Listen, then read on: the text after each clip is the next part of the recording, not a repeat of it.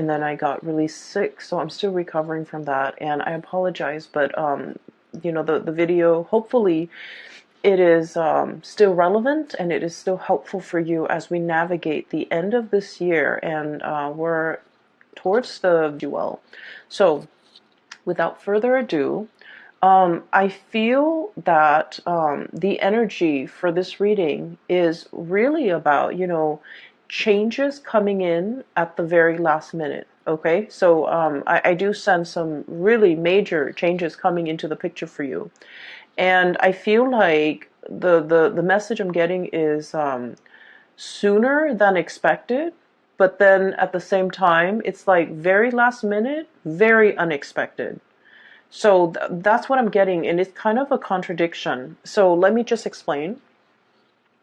I'm feeling almost like there's something that you have been thinking about, trying to manifest for a very long time.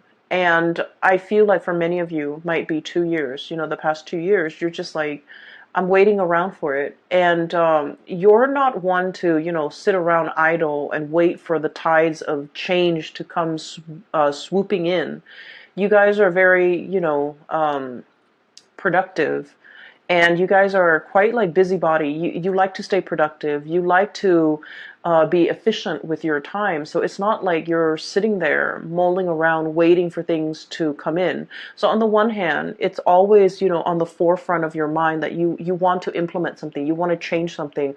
You want to do a drastic move or something very, very, I want to say like, it's like a change that is quite drastic for Virgo. It's quite a drastic change, okay? Because you guys are still a creature of habits. But I feel like you've been mulling over a situation for a very long time. And so it's always on the back of your mind. It's also, on some days, it's on the forefront of your mind. And so I feel like you've been waiting for the opportunity or the chance encounter or something to manifest itself. And so I feel like even though you've been waiting for it for a long time, the way that it comes in, it's like when you've given up hope, or when you just like kind of clear it, or maybe even move it from the forefront of your mind into the back of your mind and focus on other things, and finding enjoyment and still moving on with your life. That's when this major drastic change is going to come in. And so it's coming in at a very, I want to say opportune moment, but also very unexpectedly. Okay, so that's what I'm seeing. I saw two images for you, and I feel like the first image is definitely in relations to your love life. The second image is other things that are, that it might have to do with this change. So let me just relay the first information first, and then we'll talk about the four cards, because it seems like the reading is split this way. So first of all, I see this man. He's wearing a coat. It's like autumn. He's at a park. It looks like Central Park. It looks outdoorsy. Lots of people around, but not so much that it's crowded. There are a few pigeons on the ground. And he's wearing like a brown coat. He looks very handsome. Like he's, probably 35, 40 at the latest. And he has like little, like a little Ziploc bag of like breadcrumbs. And so he's kind of casting it onto the ground, and the pigeons are like pecking at it. And so he's doing this. He's in a very calm state, but he's thinking about somebody. Okay. It looks to me like, he's on his lunch break, taking a walk, feeding the pigeons, or maybe he finished his sandwich and there are breadcrumbs in that bag. So he's feeding the pigeons. But either way, he looks like he's in an office type of a work environment, because he's dressed like, loafers and slacks and a shirt without a tie, and a brown coat, like a brown trench coat. And so he's thinking about somebody else. He's thinking about somebody. And so the scene kind of splits in half, and there's another image. While he's feeding, there's another image of a woman. She's really pretty. She has blonde hair, and she has a mole, a very distinct mole on the bottom, I want to say right. Yeah, it would be the bottom right side of her chin. Like it's a small speckled mole, but it's very distinct for some reason. She has like red pinkish lipstick on. She's in the kitchen. She's wearing an apron. She has blonde hair. She's very young, like probably around the same age. She's cooking a pot of soup. So a really big pot of soup. And she's tasting it from a ladle, and she's adding a little bit more seasoning, salt, pepper, whatever it is. And then she turns off the stove, like it's ready, so she turns it off. And she's looking at the stove. Then she looks at her living room, and she's alone, in this house, in her space. And she's kind of thinking, like, this is such a big pot of soup. I hope, I wish that that other person were here to enjoy this food with me. So it seems like there is a situation where the two of you might have been broken up. I do see, the split scene as in two people that miss each other, that long for each other's company, that's heavily thinking about one another. That's like the whole concept about sharing food, cooking for one another, I guess connecting through food.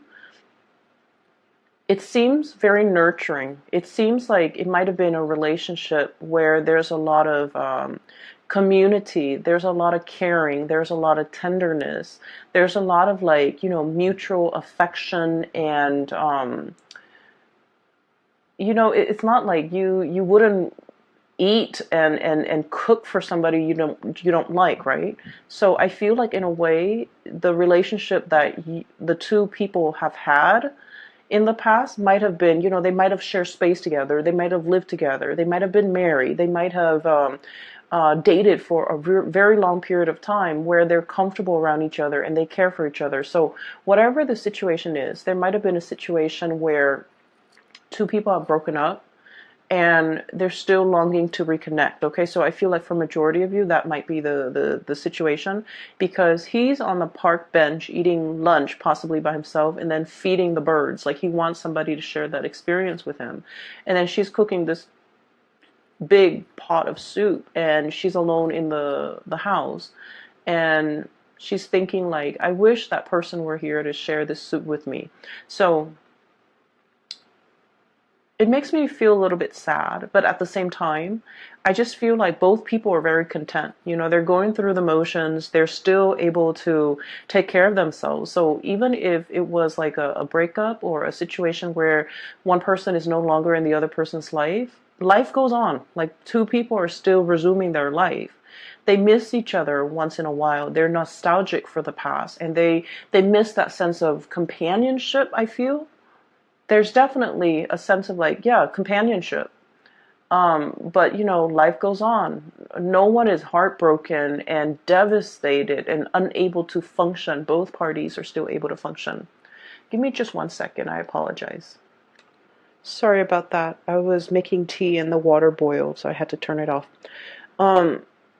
Going back to that image that I saw, I feel for many of you, the fact that these two people are, in different places, like there might be like geographical distance, and the fact that they're heavily thinking about each other denotes to me like a really strong soul connection. Okay, and it's depicted here. I have the Two of Cups. This is the sense of companionship. Okay.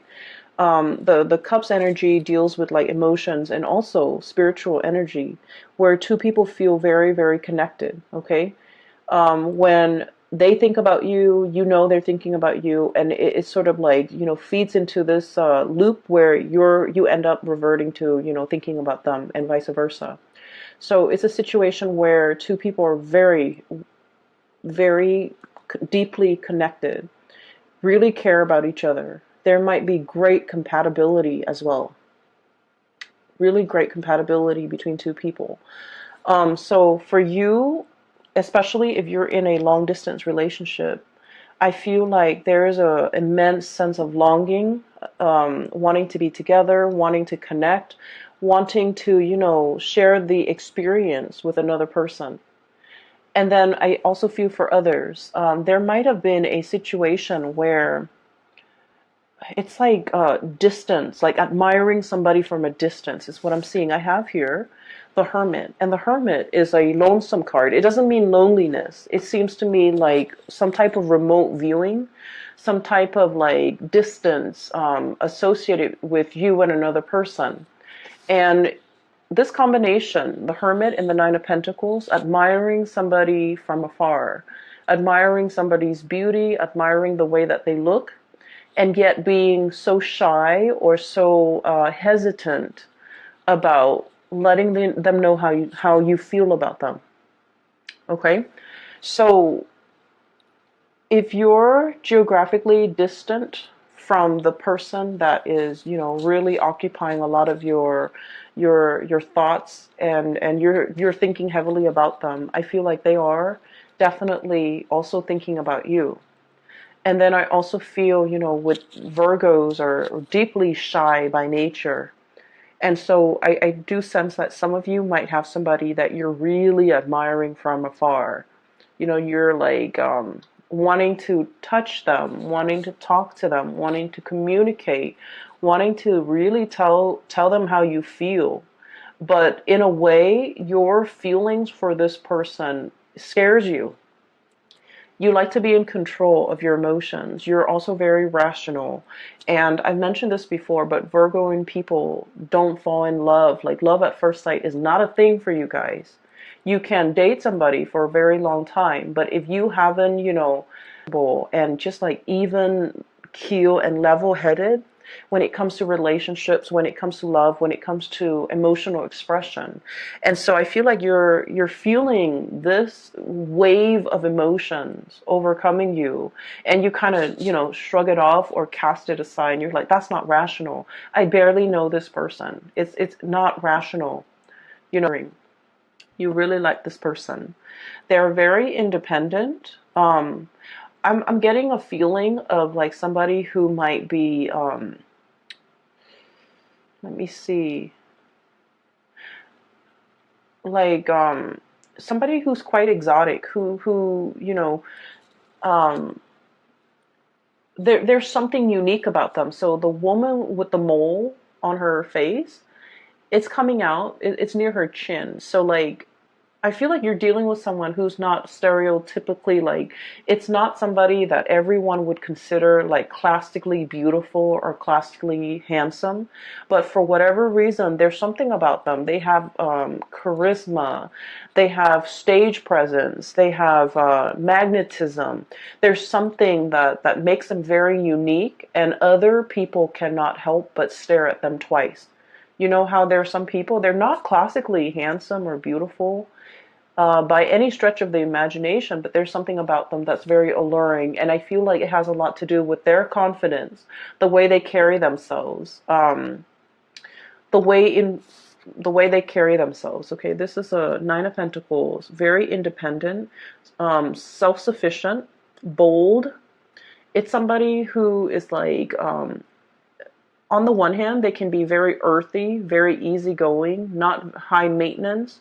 You won't catch them, dressed to the T and like with full makeup on, or cologne and hairspray and grease in their hair or whatever. Like, they're not made up. They're just understatedly like just confident and put together without trying so hard. It's somebody that does everything with such grace and such ease, and I feel like because of that, a lot of people are very drawn to them. And then I also, going back to what I mentioned before, a lot of Virgo people, you guys are really deeply very shy. You do get stage fright. You don't like to be on center stage. You don't like to have a lot of attention on you. You feel a little bit out of place. And for some of you, okay, please don't get offended. You might feel a little bit, socially awkward in probably a social setting, or in a setting where you don't know a lot of people. You might feel very socially awkward when you have to give a speech, give a talk, when you're speaking and everyone is staring at you. Like, you don't like that attention. And so you admire this person for the bold and the, I guess, like the confident way in which they move through life, The ease in which they do everything, and the ease in which things just magically work out for this person. So I feel like you really deeply admire this person. And you might be admiring them from afar. And I feel like for some of you, they are also feeling that way about you. But I feel that the gravity of your feelings for them, it's overwhelming you. You know, like you're kind of dumbfounded about, like, I don't believe in first love at first sight. You know, why do I feel so strongly about this person when I barely know them? There's a little bit of intrigue and mystery here. And it's like you might not know a lot about them. They might not know a lot about you. You might see each other casually in passing, and you might feel like, wow, that would be a really good person for me to date or for me to have as a girlfriend or a boyfriend. And I do sense like they have no idea how you feel. And so, trying to make conversation, making small talk. Virgos don't really like that, but like making small talk and trying to get into their inner circle and trying to, I'm hearing infiltrate, trying to like get one leg in the door, okay? I feel like that might be a really good first step, because they might not have an idea as to how strongly you feel about them, and you're kind of scared of the impact that they're having on you, all right?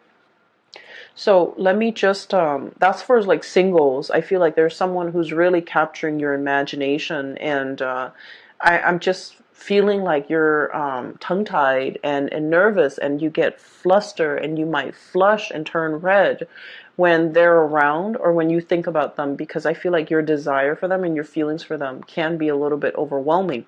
Okay, so that's for singles.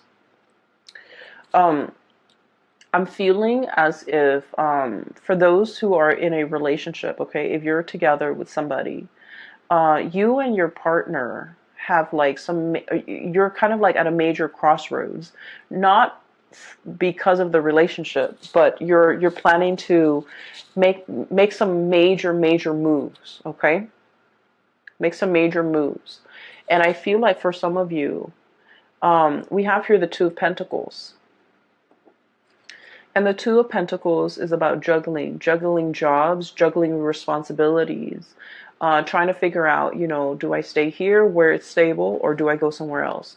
And I feel like this decision, you're trying to think of it's like it doesn't exist in a vacuum. You're not making this decision alone.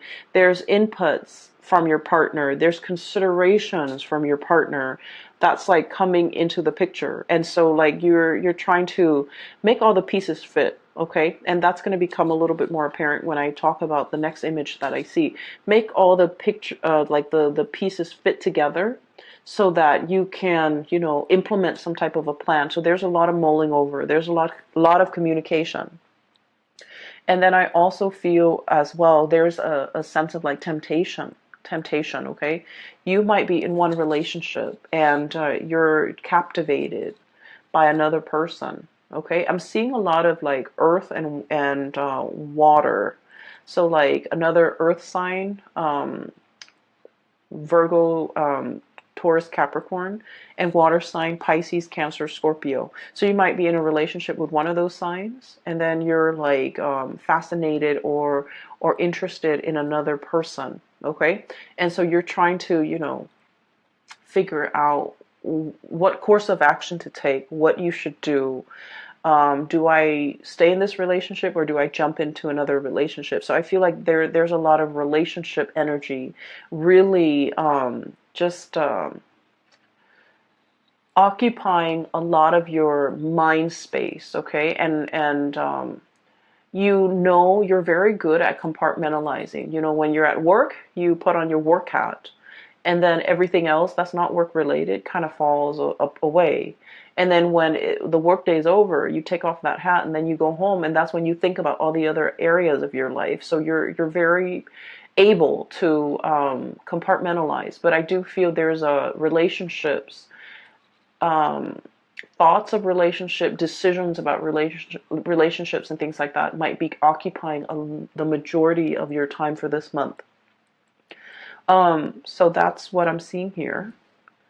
The second image that I saw is I see this jigsaw puzzle. It's a scene of like a tsunami, like an ocean, you know, waves coming in.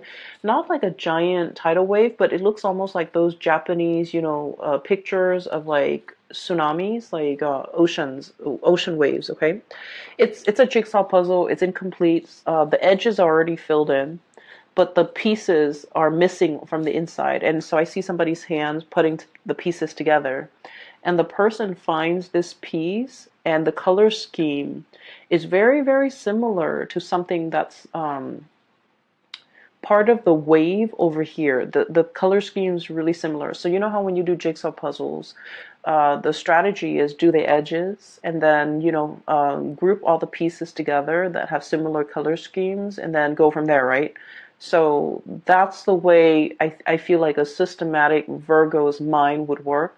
Like pieces should fit together. And so the hand holds up, and I think it's a guy's hand. It's a man's hand. And he finds this piece and he's like, oh, it's going here. And then he tries to fit it in, rotates it. It doesn't fit. And he's all like, but it has to. The colors are so similar. And so he puts it down and he was like, maybe there's something wrong with the laser that were used to cut the pieces. So he starts, you know, turns his hand into a fist and starts like pounding on it to make sure it fits. But sure enough, it doesn't fit. And so he puts it aside, and you see it in fast motion where he finds pieces and everything's filled in, and at the very end there's one piece missing. And then he goes, oh, that piece that I put aside, now it goes here. And then the scene just kind of cuts out. So what I'm seeing here, like I mentioned before, you know, there's a time and a place for everything. And everything works when it's supposed to, and everything falls into place when it's supposed to.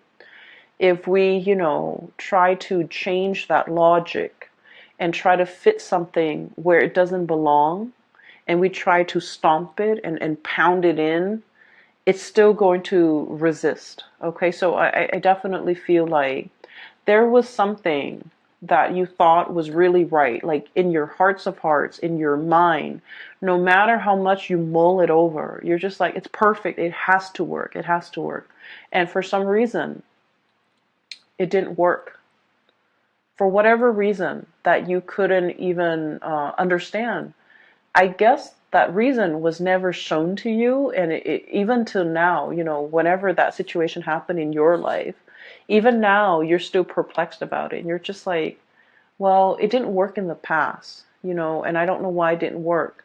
What will happen now to make things work? So I feel almost like this, you know, it's like a infinity loop, you know, this things coming back full circle, where you're reminded of a time where you try something and you were so 100% sure that, well, the colors are similar, the edges are similar, why didn't it fit?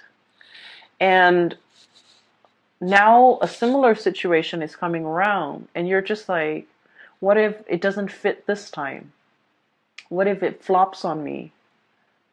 Right?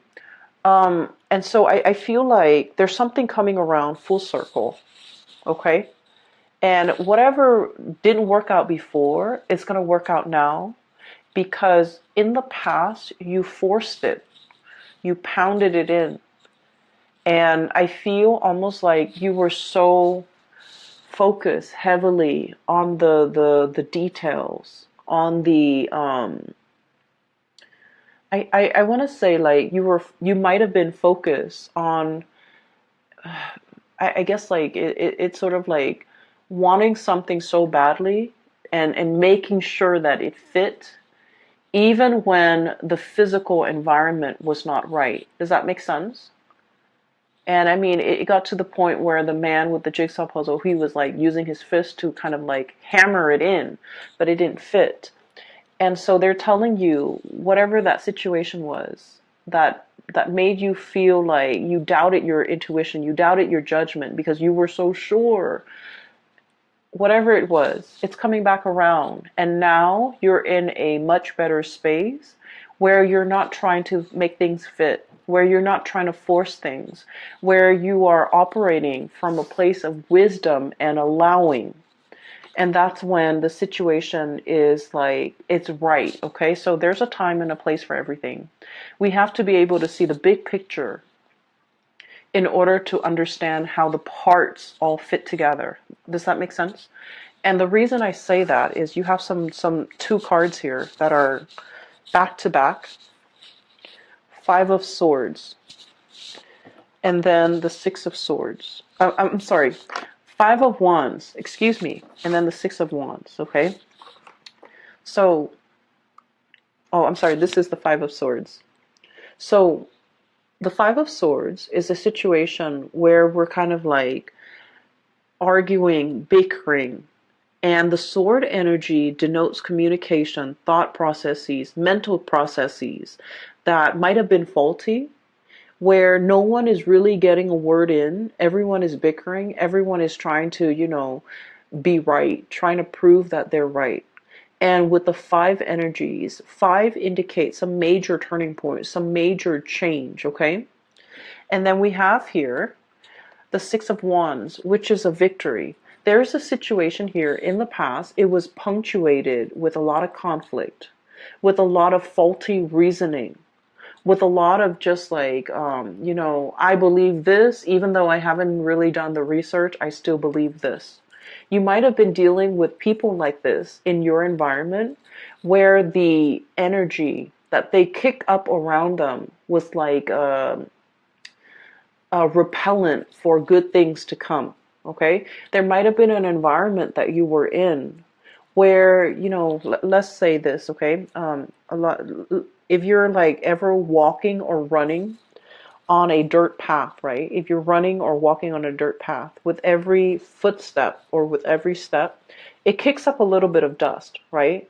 And so just imagine energetically when you're in this type of environment where people are constantly bickering, constantly shuffling around, moving around, trying to prove themselves right, trying to one up the other person, like if it's like laden with a lot of chaos and a lot of activity and a lot of competition, it creates a major dust cloud, like a major sphere or major environment where there's a lot of, negativity, negative energies. And so it repels, you wouldn't want to walk over where that dirt cloud has been stirred up, right? And so this environment was a repellent for good things to come in the picture. And so whatever it was that you were trying to do, I feel like it flopped down. It didn't have a lot of support. It just couldn't see the light of day. It couldn't rise above the dust cloud, okay? So I'm a little bit inclined to say that the people you might have had around you might not have been good for your growth. The work environment and the colleagues or the energies just surrounding the work environment was not conducive for good things to attract good things or to even, be in alignment with you. And so I see you turning your back to the situation, okay? No more bickering, no more pettiness, no more conflict. I'm turning my back. And as soon as you decide to turn your back, we have a lot of victory, a lot of success coming through. And I'm almost seeing like one after another, like a series of successes, one after another, because you decided to turn your back. You decided to kind of retreat from the ground, okay? Climbing up into the tree, elevating yourself, seeing above the dust cloud, and being able to operate and function from above that cloud of negativity, and to be able to, warm yourself in the sun and to be able to attract a lot of success. Okay? So what I'm seeing here is there has been a major change. Whatever didn't work out in the past, I do feel a lot of, success, victory is coming in as a result of you, needing to change this environment in your life, okay? There's some major news associated with it as well. We have here the Page of Swords, and the page energies are snippets and messages coming through, And I do feel like resolution, okay, like being wanting to make a decision but not having all the information, waiting on communication from another source so that you can decide which option to go with. Okay, so I do feel for many of you there's some major swift communication coming through this month in order to splice through that dust cloud and to be able to let things settle and for you to decide on major changes in your life. Okay, and what I'm seeing as well for many of you, this is like leaving troublesome friendships, colleagues, um, petty people, I would say, argumentative, petty people, people who are just like, you know, what's funny is I don't see gossip and slander and things like that. I don't see that in here. I just feel with this Five of Swords, it's like people who constantly want to be right, who have their daily agenda is just wanting to prove themselves right, wanting to show other people how smart they are, and things like that. Okay, so I feel like you know you're turning your back away from this, and you might at this point in your life no longer feeding into this, no longer interested, like you're just disinterested in what's over here because you're seeing the bigger picture, you're looking at things from a higher vantage point, and you're leaving these mortals to squabbles amongst themselves because you're just disinterested, you're disengaging and you're distancing yourself. And with the Hermit, it basically spells out to me like a sense of enlightenment, okay?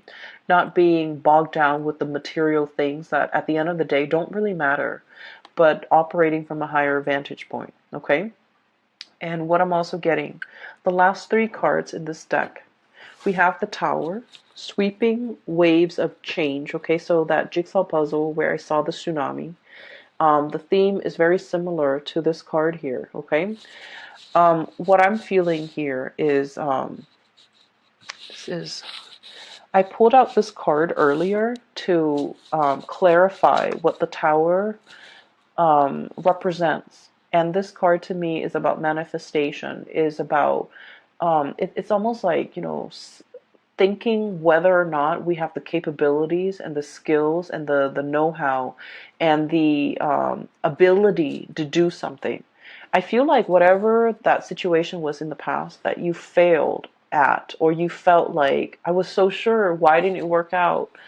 It made you doubt yourself. I feel like it humbled you, but in a way, it made you feel like you doubted yourself. It made you feel like you couldn't manifest. It made you doubt your capabilities. And so what's coming through in the process here is you have a lot of skills and a lot of talent. And I feel like this environment here did not give you an opportunity to shine. It did not honor your growth potential. It was not conducive for growth.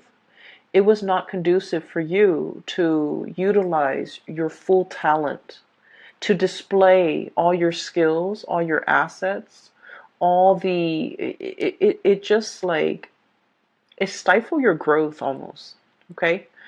And so there is a huge sweeping change coming into the picture. So this is a mermaid here, Five of Cups, okay? Wondering about something that, like a missed opportunity, okay? Longing for something that's no longer in the picture. But I see this as like a scorched earth, okay? This is a mermaid. And the classical depiction of a mermaid is it has the body of a fish and a head of a woman, right? This is the opposite. This is a situation where this animal has to adapt to its environment, It's not happy. It still like has a head of a fish. It wants to be in the sea. And yet the body had no choice but to adapt, to grow legs so that it could walk on land because this environment is very parched. There's no emotional fulfillment. There's no spiritual fulfillment. It's just very parched. And so it's waiting for the rains to come and wash it away and to carry it to sea. And that's what I feel is coming here with the Tower. Sweeping changes, this big tsunami coming in and carrying you back into the sea where you can, resume your form as a mermaid. Okay, like the traditional standard mermaid form, face of a woman, body of a fish. And she is now in an environment where there's water, where there's life, where there's emotional fulfillment. And so there's something major here that will be coming through because wherever you are right here is not meant for you. It's there's no growth potential. There's a lot of dryness, and I'm seeing, like, just like it's an environment that's very dry. So for many of you, you might be changing jobs. You might be moving from a really dry, arid environment like the desert to a place that's in the tropics, that's by the sea, that's a lot more, I want to say, like, it's just a lot more conducive for growth, okay? And we're not just talking about like a place that's green and lush and things like that. We're talking about emotional, spiritual growth. We're talking as well career growth. We're talking as well, being in a new environment where you're able to develop to your full potential, where people appreciate all that you have to offer and they don't take you for granted, pretty much, okay? So that's what I'm seeing here. Once again, it's like the change is long coming, but it's going to swoop in very, very quick. And that's a contradiction. But for whatever reason, I just feel like you've been waiting for it for quite some time, but it's going to come in very unexpectedly. You're kind of bookended by two major arcana cards here. We have the Hermit, taking time to yourself, being deep in contemplation, and really figuring out, what's the next step in your life. And then once you have that figured out, once you've reached that space of wisdom, that's when the Tower will bring about these changes that you've been wanting for a very long time. The delay with this reading, I hope it finds you well still, and I hope it is relevant and applicable and might be helpful for you this month, okay? I will be back next month. I will talk to you later, Virgos. Take care of yourself.